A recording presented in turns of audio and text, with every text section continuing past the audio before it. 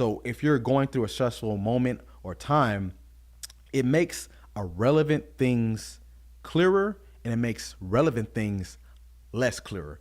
So let's think about if I'm worried and stressing, you're going to start looking at different aspects of what's going on that doesn't even matter.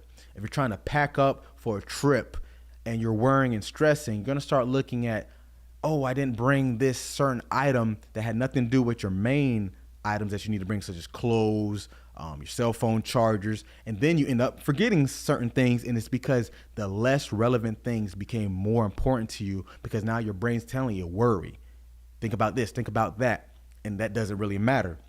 Now, this kind of goes into the next one perfectly because the more cognitive load we put on ourselves, so stress can add to that cognitive load by worrying. So you're getting more items and more things to think about. So now it has less room to think about more pertinent, relevant information.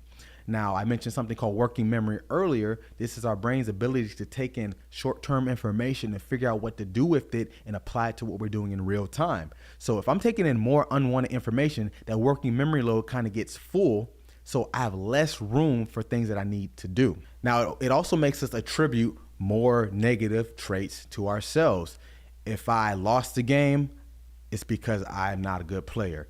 If I failed the test, because I'm not a good student. We don't think about, well, did I study the right things? Did I study enough? Is it just something I didn't fully comprehend and I just need to work on more? So if you attribute these things solely to our personality, our perception of ourselves, our self-efficacy, our ability to do things, our confidence, we're going to end up putting ourselves down the road, and it's going to reciprocate in other things we do. So stressing makes us more likely to internalize defeat, losses, or failures. And speaking of how we internalize these losses of failure, it also turns up the volume on fear. We're more prone to take less chances because now we think, what if it happens again? I got so freaked out last time and choked at bat, or I stressed out so much on my date I didn't even say too much to her. It's going to make us scared that's going to happen again and again and again. And it's building up this adaptation because remember, homeostasis is balance. And we talk about it in this standpoint psychologically. What is our balance or equilibrium when it comes to how we perceive ourselves? Are we perceiving ourselves as these negative, do no right people?